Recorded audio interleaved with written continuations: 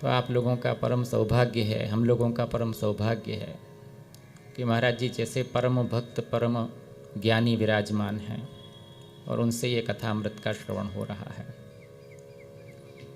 लौकिक व्यक्तियों से श्रवण करना तो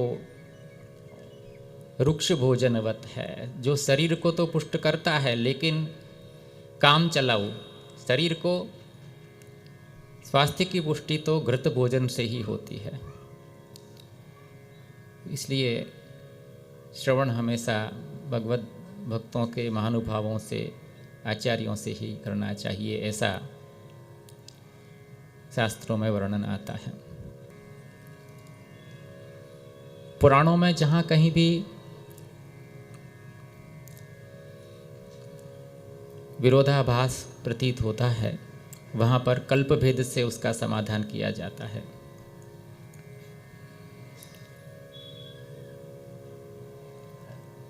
लीलाओं में भी अनेक प्रकार के भेद परस्पर दिखाई पड़ते हैं। परीक्षित की कथा, परीक्षित महाराज की कथा महाभारत में कुछ अन्य प्रकार से है, तो श्रीमद् भागवत में वर्णित जो परीक्षित राजा हैं वो किसी अन्य प्रकार से वर्णित हैं। तो कल्पांतर से उसका समाधान किया जाता है कि वो किसी अन्य कल्प की कथा है और ये किसी अन्य कल्प की कथा है।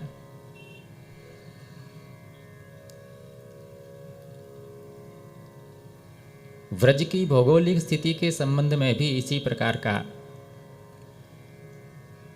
भेद दिखाई पड़ता है। जो भागवत में वर्णित जो ब्रजभूमि का वर्णन है और वर्तमान जो दृश्यमान ब्रजभूमि का जो भौगोलिक स्थिति है उसके अंदर थोड़ा अंतर दिखाई पड़ता है। तो सभी आचार्यों ने इसका समाधान करने का प्रयास किया है कि जैसे गोकुल से में जब उपद्रव बहुत होने लगे बृहद्वन में, तब वहाँ से निकल के आप श्री ठाकुर जी, बलराम जी, नंद बाबा, यशोदा जी आदि सभी ब्रजवासी वृंदावन आए हैं। तो उस वृंदावन में श्री गिरिराज जी भी हैं, श्री यमुना जी भी हैं। तो हमारे आचार्यों ने इसका समाधान इस प्रकार दिया है कि श्रीमद् भागवत में वर्णित कथा वो सारस्वत कल्पकालीन कथा है मत्स्य पुराण के अनुसार, और उस कल्प में जो भौगोलिक स्थिति थी उसका वर्णन श्रीमद् भागवत में हमें मिलता है। और गोपियों को भी ये वरदान, अपने ऋषिगणों को भी ये वरदान था कि कल्पम सारस्वतम प्राप्य व्रजे गोप्यो भविष्य था। तो इसलिए सारस्वत कल्पकालीन भगवान श्री कृष्ण को हमारे यहाँ पूर्णावतार माना जाता है। श्वेतवाराह कल्पकालीन भी भगवान श्री कृष्णावतार को पूर्णावतार मानते हैं हमारे यहाँ। तो भौगोलिक स्थिति का इस तरह से आप श्री ने समाधान दिया है, क्योंकि जब हम श्रीमद् भागवत जी में अवलोकन करते हैं तो श्री यमुना जी जब यहाँ से ब्रजवासी वृंदावन अपने गोकुल से महावन से निकले हैं बृहद्वन से, तो बीच में यमुना जी तो आनी ही चाहिए जैसे वर्तमान भूगोल में है, परंतु वहाँ कहीं भी उसके पारगमन का वर्णन नहीं आता है। इसी प्रकार अक्रूर जी जब मथुरा से रथ में आए हैं तब भी पारगमन का वर्णन नहीं आता है। वापस श्री ठाकुर जी बलराम जी को पधरा के गए हैं तब भी पारगमन का वर्णन नहीं आता है।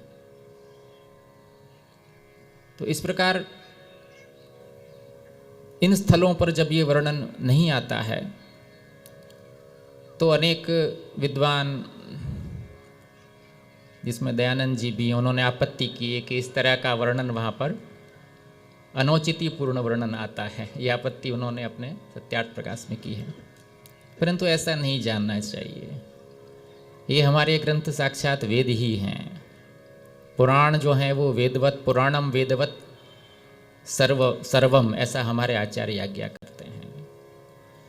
इतिहास पुराणम च पंचमो वेद उच्यते इत्यादि उपनिषद में भी कहा गया है और अनेक पुराण ग्रंथों में भी इस वाक्य का, इस बात का प्रतिपादन किया ही गया है। इसलिए कभी भी शास्त्र वाक्य में शंका करनी ही नहीं चाहिए।